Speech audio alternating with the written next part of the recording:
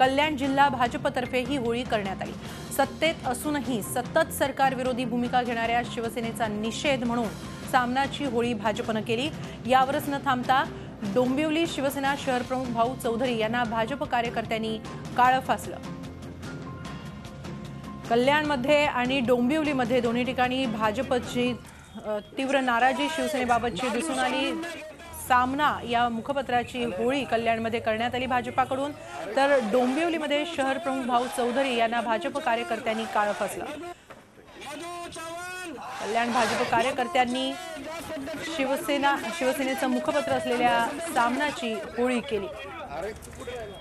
आपण याबाबत अधिक माहिती घेऊया आमचे प्रतिनिधी विशाल वैद्य यांच्याकडून। विशाल, भाजपकडून आज शिवसेनेला लक्ष्य करण्यात आलेला आहे।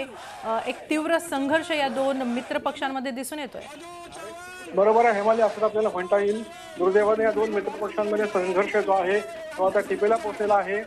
दिवसभर दानवेंच्या विरोधामध्ये शिवसेनेनं राज्यभर आंदोलन केले। डोंबिवलीमध्ये सुद्धा अशाच प्रकारचं कल्याणमध्ये सुद्धा आंदोलन झालं। त्याच्या प्रत्युत्तरादाखल म्हणून भाजपनं संध्याकाळच्या सुमारास कल्याणमध्ये सामना वृत्तपत्राची होळी केली आणि त्यानंतर रात्री आता आक्रमक भूमिका घेत डोंबिवलीचे जे शहर प्रमुख आहेत भाऊ चौधरी त्यांच्या तोंडाला काळं फासलेलं आहे, त्यांच्यावर शाई फेक केलेली आहे। त्यामुळे एकूणच या दोघांमधला जो संघर्ष आहे तो कुठेतरी अधिक तीव्र होताना दिसतो इकडे हेमाली। याबाबत शिवसेनेकडून काही प्रतिक्रिया? शिवसैनिकांना हे सगळं अत्यंत अनपेक्षित असं होतं, कारण का अक्षरशः गमिनी कावा केल्याप्रमाणे जे भाजप कार्यकर्ते होते ते रात्रीच्या सुमारास गेले आणि त्यांनी भाऊ चौधरी आहेत शिवसेनेचे शहर प्रमुख त्यांच्या तोंडाला काळं फासलेलं आहे। आता कुठल्याही आम्ही जेव्हा प्रतिक्रिया विचारली तेव्हा कुठल्याही प्रतिक्रिया देण्याच्या मनस्थिती दिसत नाहीयेत शिवसेना जे नेते आहेत किंवा नगरसेवक आहेत।